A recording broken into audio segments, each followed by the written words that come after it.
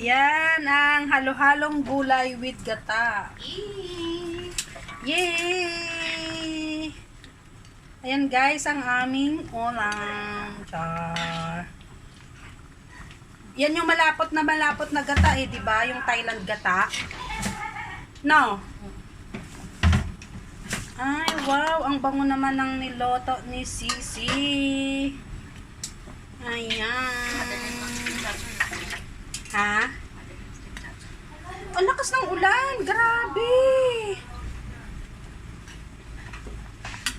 Ayan ang aming gulay guys, with shrimps. Ayan. Yan ang aming gulay na ginataan, halo-halong gulay. Buti nga Sisi, hindi mo siya binalatan eh. Mas gusto ko kasi yung kalabasa may balat. Kasi all is green. Ha? Hindi, oo nga. Mas masarap siya.